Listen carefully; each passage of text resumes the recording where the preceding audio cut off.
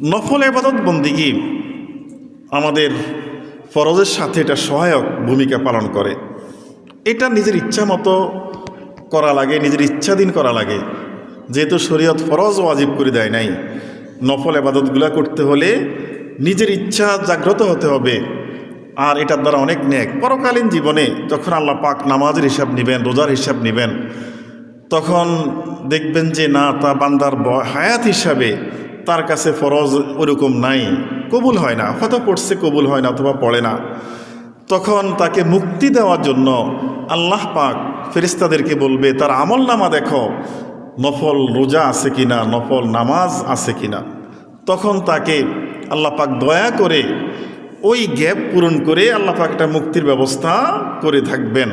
সেটা এই জন্যে নফল ইবাদত ছাড়া যাবে না। আল্লাহ পাক কোরআনে মাজিদে বলেন, ওমান তাতাওয়া খায়রান ফাইন্নাল্লাহা শাকিরুন আলিম। আল্লাহ বলছেন যে নিজে ইচ্ছা করে স্বেচ্ছায় নিজের ইচ্ছায় কোনো নেক আমল করবে, কোনো উত্তম কাজ করবে, নফল রোজা রাখলো, নফল নামাজ পড়লো, দান খয়রাত করলো, উমরা করলো, সাফা মারওয়া তওয়াফ করলো, কত ভাবেই তো মানুষ নফল ইবাদত করতে পারে। এই যে বান্দার যে স্বেচ্ছায় নিজের ইচ্ছাধীন নিজের খেয়ালে নিজের সওয়াবের আশায় যদি কোনো বান্দা এরকম নেক আমল করে, অতিরিক্ত নফল আমল করলে আল্লাহ পাক বলেন ফাইন্নাল্লাহা শাকিরুন আলিম। আল্লাহ পাক এই বান্দাকে পরিপূর্ণ যাজাই খায়ের নেক তো দান করবেনই। আর একটা কথা আল্লাহ বলছেন, তোমরা মনে রেখো, আল্লাহ পাক সব কিছুই জানেন, সব বিষয়ের প্রতি আল্লাহ পাক জ্ঞানী, জ্ঞাত, কার মনে কি রয়েছে। সুতরাং আমাদের নিজের খেয়ালেই কিছু নেক আমল করতে হবে। নফল ইবাদতগুলো নিজের খেয়ালে যদি নফল ইবাদত শুরু করতে চাই, তাহলে আমরা যেমন বেশি সময় নষ্ট হয় না, তারপরে আপনার ওরকম কোনো টাকা পয়সা খরচ হয় না। যেমন আমরা আল্লাহ পাকে জিকির আজকার করলাম, আল্লাহ পাককে সবসময় স্মরণ রাখলাম, জিকির করলাম। জিকির করাটা সবসময় জিকির করা যায়। মানুষ যে কোনো কাজ করবে আল্লাহর জন্য করবে, কোরআন তেলাওয়াত করবে আল্লাহর জন্য করবে। আল্লাহ আল্লাহ জিকির, সুবহানাল্লাহ, আলহামদুলিল্লাহ, আল্লাহু আকবার, লা ইলাহা ইল্লাল্লাহ, আস্তাগফিরুল্লাহ, এই দুরূদ শরীফ আছে, জিকির আজকার আছে, নামাজ আছে, রোজা আছে, দান সদকাত আছে। নফল ইবাদতের অনেকগুলো শাখা রয়েছে। আল্লাহ পাক কোরআন মাজিদে বলেন, ফাজকুরুনি আযকুরকুম ওয়াশকুরুলি ওয়ালা তাকফুরুন। আল্লাহ বলছেন যে তোমরা আমাকে স্মরণ করো, আমি তোমাদেরকে স্মরণ করব। কিভাবে? ফাজকুরুনি, তোমরা ইবাদত করার মাধ্যমে, নামাজ, রোজা, হজ, যাকাত, সদকা, ভালো কাজ করার মাধ্যমে আল্লাহ পাককে বলছে আমাকে স্মরণ করুন। হারাম কাজগুলো যেগুলো রয়েছে, গুনার কাজ যেগুলো রয়েছে, এই কাজগুলো তোমরা ছেড়ে দেওয়ার মাধ্যমে আমার শুকরিয়া, আমার জিকির করো। আযকুরকুম, আল্লাহ বলছেন কাল কিয়ামতের ময়দানে তোমাদেরকে নেক দিয়ে, পুরস্কার দিয়ে আমি তোমাদেরকে স্মরণ করব। সুবহানাল্লাহ। ওয়াশকুরুলি, আল্লাহ বলছেন আমি তোমাদেরকে যে নিয়ামত রাজি দান করেছি, এই সকল নিয়ামত তোমরা ভোগ করতেছ, তোমরা একটু আল্লাহ পাকে শুকরিয়া জ্ঞাপন করো। ওলা তাকফুরুন, অকৃতজ্ঞ হইও না, অস্বীকারী হইও না। সুতরাং আমাদেরকে জিকির আজকারের মধ্যে মনোনিবেশন থাকতে হবে।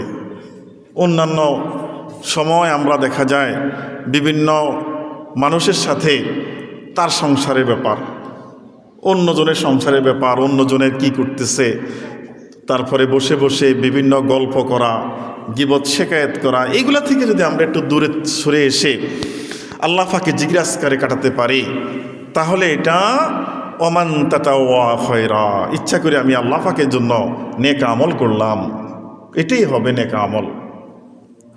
আর সাথে সাথে নফল রোজা রয়েছে। যেমন হাদিস শরীফে আছে, عن عبد الله بن مسعود رضي الله تعالى عنه قال كان رسول الله صلى الله عليه وسلم يصوم من غرة كل شهر 3 أيام ওয়া কাল্লামা কানা ইফতিরু ইয়াউমাল জুমআ। নাসাই শরীফ থেকে হাদিস, রাসূল পাক সাল্লাল্লাহু আলাইহি ওয়াসাল্লাম ইরশাদ করেছেন যে ইয়াসুমু মিন গুররাতিন কুল্লি শাহরিন, যে রাসূল পাক সাল্লাল্লাহু আলাইহি ওয়াসাল্লাম, সাহাবী বলতেছে রাসূল পাক সাল্লাল্লাহু আলাইহি ওয়াসাল্লাম প্রত্যেক মাসের প্রথম দিকে 3টা রোজা রাখতেন। প্রথম দিকে নফল হিসাবে, কোনো ফরজ ওয়াজিব নয়। প্রথম মাস, আরবি মাস শুরু হয়েছে, প্রথম দিকে 3টা রোজা রাখতেন রাসূল পাক সাল্লাল্লাহু আলাইহি ওয়াসাল্লামের অভ্যাস ছিল। আর ওয়া কাল্লামা কানা ইফতিরু ইয়াউমাল জুমআ, আর জুমার দিনে খুব কমই রোজা ছাড়তেন, থাকতেন, আবার দেখা যায় নাও রাখতেন। তবে খেয়াল করে প্রত্যেক আরবি চাঁদের প্রথম দিকে রাসূল পাক সাল্লাল্লাহু আলাইহি ওয়াসাল্লাম 3টা রোজা রাখতেন নফল। এই রোজাগুলো নফলের দ্বারা ওই যে ফরজ যদি কোনো সময় ঘাটতি হয় এটা পূরণ হবে, প্লাস সাথে সাথে এই সওয়াবগুলো আল্লাহ পাক ওয়া মান তাতাওয়া খায়রান ফা ইন্নাল্লাহা শাকিরুন আলিম, ইচ্ছা করে কিছু নেক আমল করলে, নফল ইবাদত করলে আল্লাহ পাক অনেক জাযায়ে খায়ের দান করে থাকেন। আল্লাহ পাক নিজেই কোরআনে মাজিদে বলছেন। শুধু নামাজ, রোজা আর হজ, যাকাত এই থেকে শুরু করে আমরা যে জিকির আজকারের কথা বললাম, রোজার কথা বললাম, সাথে সাথে আমাদের যে নামাজ রয়েছে, নামাজের ক্ষেত্রে দেখেন নফল কিছু নামাজ আছে। যেমন আমরা মনে করি মাগরিবের সময় আমরা 2 রাকাত ফরজ, 3 রাকাত ফরজ পড়লাম, 2 রাকাত সুন্নত পড়ে বাকি 2 রাকাত নফল পড়লাম, আবার এশার নামাজের পরে 2 রাকাত নফল পড়লাম। না, শুধু এই নফল নয়, নফল আরও রয়েছে। বিশেষ করে প্রত্যেক দিন 5 ওয়াক্ত ফরজ নামাজের সাথে 5 ওয়াক্ত আবার নফল নামাজও রয়েছে। যেমন একটা হলো যে শেষ রাতে জাগ্রত হয়ে তাহাজ্জুদের নামাজ আদায় করা নফল ইবাদত। হাদিস শরীফে আসছে, আন আবি উমামাতা রাদিয়াল্লাহু তাআলা আনহু قال قال رسول الله صلى الله عليه وسلم عليكم بقيام الليل فإنه داب الصالحين قبلكم وهو قربة لكم إلى ربكم। রাসূল পাক সাল্লাল্লাহু আলাইহি ওয়াসাল্লাম এই হাদিসে উল্লেখ করেন যে আবি উমামা থেকে রাদিয়াল্লাহু তাআলা থেকে হাদিস বর্ণনা, তিনি বলেন রাসূল পাক সাল্লাল্লাহু আলাইহি ওয়াসাল্লাম ইরশাদ করেছেন, আলাইকুম বিকিয়ামিল লাইল, তোমরা অবশ্যই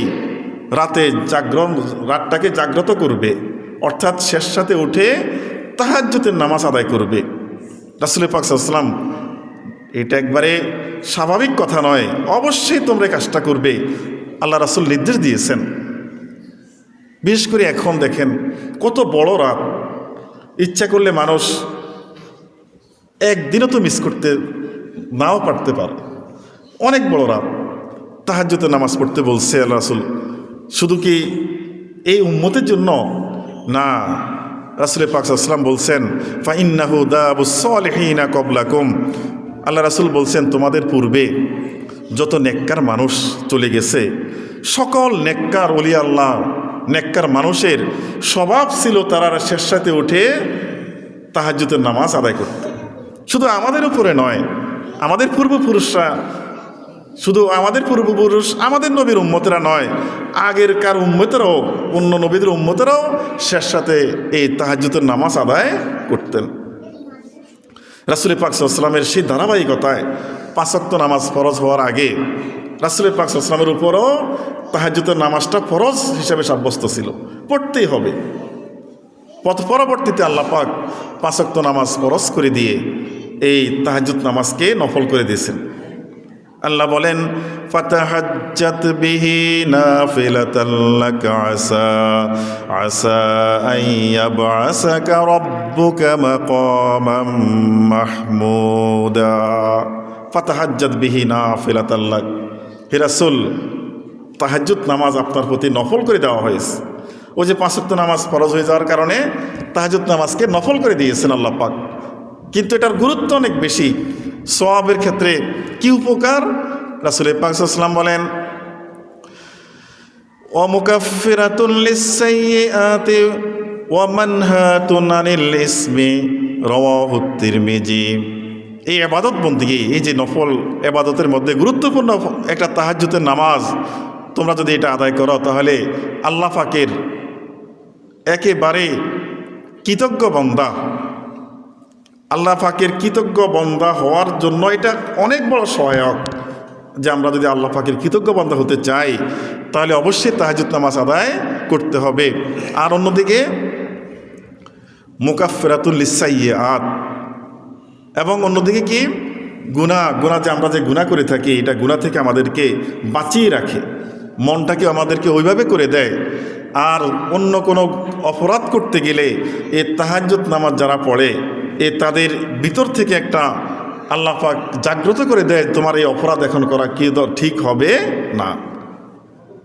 এই উপকারেরগুলা দুনিয়াতে আজ নেকের দিক থেকে অনেক বেশি।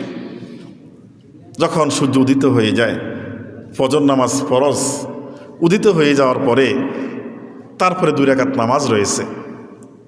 জানা আন আবি হুরায়রা রাদিয়াল্লাহু তাআলা আনহু قال قال رسول الله صلى الله عليه وسلم من صلى الفجر بجماعة ثم قعد يذكر الله تعالى حتى تطلع الشمس ثم صلى ركعتين كانت له كأجر حج وعمرة تامة রাসূল পাক সাল্লাল্লাহু আলাইহি ওয়াসাল্লাম এই হাদিস উল্লেখ করেন, কোনো ব্যক্তি ফজরের নামাজ জামাতের সহিত আদায় করলো, জামাত শর্ত লাগাই দিয়েছেন, জামাতের সহিত ফজর নামাজ আদায় করার পরে সুম্মা কাদা, সে ওখানে অবস্থান করবে, বসে বসে কি করবে, ইয়াজকুরুল্লাহ, আল্লাহ পাকে জিকির আজকার করবে, তসবিহ তাহলিল দুরূদ শরীফ তসবিহ ইস্তিগফার এই নেক আমলগুলো করবে, অথবা কোরআন তেলাওয়াত করবে ওখানে বসে। মনে করেন মসজিদে পড়লে মসজিদে, জামাতে পড়লে এখানে সে অবস্থান করবে। করার পরে হাত্তা তাতলুয়া শামস, সূর্য উদিত হবে, হওয়ার পরে যখন নামাজের সময় হয়, যেমন সূর্য উদিত শুরু হয় এখন 40-41 শুরু হয়, আরও 15 মিনিট পর্যন্ত সময় উদিত সময় থাকে, এই সময় নামাজ পড়া নিষেধ। এই সময় অতিবাহিত হওয়ার পরে সুম্মা রাকাতাইন, আল্লাহ রাসূল বলছে মাত্র 2 রাকাত নামাজ যদি সে আদায় করে, কানাত লাহু কা আজরিন হাজ্জিন ওয়া উমরাতিন তাম্মা, পরিপূর্ণ একটা হজ একটা উমরা করলে যে সওয়াব, ওই 2 রাকাত নামাজ অপেক্ষা করে পড়ার কারণে আল্লাহ পাক তার আমল নামায় দান করে দিবেন। সুবহানাল্লাহ, কি পরিমাণ নেক নফলের মধ্যে রয়েছে, কি পরিমাণ নেক রয়েছে। এটা তো অনেক বেশি পরিশ্রমের কাজ নয়। জামাতের সহিত নামাজ ফজর নামাজ পড়ে সেখানে বসে সূর্য উদিত হওয়ার পরে 2 রাকাত নামাজ, সাথে যদি আরও কেউ 2 রাকাত নামাজ আদায় করে, রাসূল পাক সাল্লাল্লাহু আলাইহি ওয়াসাল্লাম বলেন সারাদিন তার জন্য আল্লাহ পাক তার হেফাজতের জিম্মা আল্লাহ পাক নিয়ে যান। এটা অনেক অনেক নেকের একটা বিষয়। এরপরে সূর্য যখন উদিত হওয়ার পরে একটু আলোকিত হয়ে যায়, মনে করেন 9:30 9:30 এইরকম, মানে যখন পুরা প্রখর আলো হয় তখন আবার নামাজ রয়েছে। রাসূল পাক সাল্লাল্লাহু আলাইহি ওয়াসাল্লাম একদিন সাহাবা একরামকে বলতেছেন যে عن بريدة قال سمعت رسول الله صلى الله عليه وسلم يقول في الإنسان 360 مفصلا فعليه أن يصدق على كل مفصل منه بصدقة। রাসূল পাক সাল্লাল্লাহু আলাইহি ওয়াসাল্লাম সাহাবা একরামকে বলতেছেন, শোনো, তোমাদের আল্লাহ পাক যে মানুষ বানিয়েছেন, এই মানুষের শরীরের মধ্যে 360টা জোড়া দিস। এই যে মনে করেন আমরা হাতটা ঘুরাইলে এখানে একটা কতগুলো এই যে এগুলা নড়াচড়া করতেছে। আপনার এই যে আপনারা মনে করেন রিক্সা অটো সাইকেল চালান, যেগুলা নড়াচড়া করে ঘুরে, এগুলা তেল মোবিল দরকার হয়, এগুলা বেয়ারিং দরকার হয়, কত কিছু। কিন্তু আমাদের এই যে কাজগুলো করতেছে, হাত পা আমাদের শরীরে বাজু ঘাড় থেকে শুরু করে 360টা জোড়া রয়েছে। এই রাসূল পাক সাল্লাল্লাহু আলাইহি ওয়াসাল্লাম বললেন যে যেহেতু আল্লাহ পাক তোমাদের এইগুলা চালনা করতেছেন, তোমরা তো আলাদা কোনো দিন এটার জন্য কোনো তেল মোবিল দেওয়া দরকার হয় না, আল্লাহ পাক ব্যবস্থা করতেছেন। সুতরাং তোমরা এই 360টা জোড়ার পরিবর্তে 360টা সদকা দিয়ে দাও। এখন এটা তো অনেক, প্রত্যেক দিন যদি 360টা জোড়ার জন্য 360টা সদকা দেওয়া লাগে, অনেক টাকার দরকার। তখন সাহাবা একরাম বললেন, ইয়া রাসূলুল্লাহ, এত টাকা তো আমাদের প্রত্যেক দিন খরচ করা, সদকা দেওয়া তো সম্ভব নয়, এখন কি করব? তখন রাসূল পাক সাল্লাল্লাহু আলাইহি ওয়াসাল্লাম বলছেন যে আন-নুখায়াতু ফিল মাসজিদে তাদফাউহা ওয়াশ-শাইয়ু তুনাহিহা আনিত তরিক। তাহলে তোমরা করো একটা কাজ করো, মসজিদে এসে মসজিদে যদি ধুলাবালি থাকে, ময়লা আবর্জনা থাকে, এগুলো পরিষ্কার করো। করলে তোমাদের ওই যে 360টা জোড়া সদকা আদায় হয়ে যাবে। সাহাবা একরাম আরজ করলেন, ইয়া রাসূলুল্লাহ, আমরা তো 2-4জন আসি, 3জন আসি, যদি মসজিদ ঝাড়ু দেই পরিষ্কার, বাকি লোক কী করবে? তাহলে বললো যে রাস্তা থেকে কষ্টদায়ক যে বস্তুগুলো রয়েছে, ইট আছে একটা, মানে আলাদা একটা ইট হলো, তারপরে কণা থাকতে পারে, এরপরে কষ্টদায়ক কোনো বস্তু থাকতে পারে, এগুলো তোমরা সরাই দাও। সাহাবা একরাম আরজ করলেন, ইয়া রাসূলুল্লাহ, তাহলে তো এই রাস্তার এই কাজটা তো আমাদের 4-5জন মানুষ করলে তো শেষ হয়ে যায়, বাকি লোক কী করবে? তখন রাসূল পাক সাল্লাল্লাহু আলাইহি ওয়াসাল্লাম বলে দিয়েছেন যে তুমি একটা প্রোগ্রাম দিয়ে দিয়েছেন, যদি এটা না হয় ফাইন লাম তাজিদ ফারাকাতানিদ দুহা তুজজিউকা, রাওয়াহুল আবু দাউদ। তারপরে আল্লাহ রাসূল বলছেন, যদি এটা না হয় তাহলে তোমরা 2 রাকাত সালাতুদ দুহা আদায় করো। এই 2 রাকাত সালাতুদ দুহা আদায় করলে প্রত্যেক দিন তোমাদের শরীরের 360টা যে জোড়া রয়েছে, জোড়ার হক আদায় হয়ে যাবে। সুবহানাল্লাহ। হিসাব বুঝছেন নি যে মনে করেন 9টা 9:30টার দিকে আমরা যেটা চাশতের নামাজ বলি, ফার্সিতে চাশত বলা হয়, আর আরবিতে বলা হয় সলাতুদ দোহা। এই সলাতুদ দোহা আদায় করলে এত নেক আল্লাহ পাক দান করবেন। প্রত্যেক দিন 360টা জোড়া আমাদেরকে যে পরিচালনা করতেছি আমরা, এটার হক আদায় হবে, আর 360টা সদকা দিলে যে সওয়াব হবে, এই 2 রাকাত নামাজে আল্লাহ পাক এই সব এরকম সওয়াব দান করে দিবেন। সুবহানাল্লাহ। আর এরপরে গেল আমাদের জোহরের সময় আসে। জোহরের সময় ওয়াক্ত হলেই একটা নফল নামাজ রয়েছে, সলাতুল জাওয়াল। এই জাওয়ালের নামাজটা আদায় করার চেষ্টা করবেন। 2 রাকাত, 4 রাকাত, 6 রাকাত, যে যা পারে। এটা মনে করেন আজকে যদি 12টা 10-এ বা 12টা 5-এ যদি জোহরের ওয়াক্ত শুরু হয়, এখনই পড়তে 12টা 5 থেকেই পড়া শুরু করা যায়। এরপরে জোহরের আজান হবে, জোহর পড়বেন, এটা হচ্ছে ভিন্ন হিসাব। তবে এই সলাতুল জাওয়াল, এটাকে দিনের তাহাজ্জুদের নামাজ বলা হয়, অর্থাৎ গুরুত্ব বোঝানোর জন্য। আর যখন আমাদের এই জাওয়াল গেল, মাগরিব নামাজ আমরা আদায় করব। মাগরিবের পরে আমরা তো এই সময় নষ্ট না করে আমরা একটু সময়টা কাজে লাগাতে পারি। সেটা কিভাবে? সেটা হলো রাসূল পাক সাল্লাল্লাহু আলাইহি ওয়াসাল্লাম ইরশাদ করছেন, আন আবি হুরায়রা রাদিয়াল্লাহু তাআলা আনহু قال রাসূলুল্লাহ সাল্লাল্লাহু আলাইহি ওয়াসাল্লাম মান সাল্লা বাদাল মাগরিবি 6 রাকাতিন লাম ইয়াতাকাল্লাম ফিহা বাইনাহুমা বিসসুই উদিলতু লাহু বিইবাদাতি 12 সানা।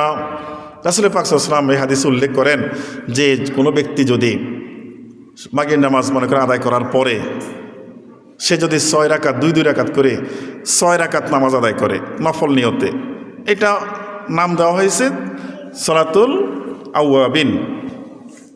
আওয়াবিনের নামাজ।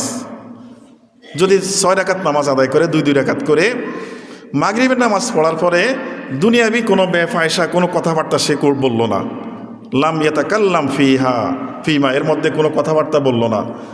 মাগরিবের নামাজ মনে করেন ফরজ 3 রাকাত পড়ে, সুন্নত 2 রাকাত পড়ার পরে 2 রাকাত করে 6 রাকাত যদি কেউ নামাজ আদায় করে, তাহলে তার কি সওয়াব হবে?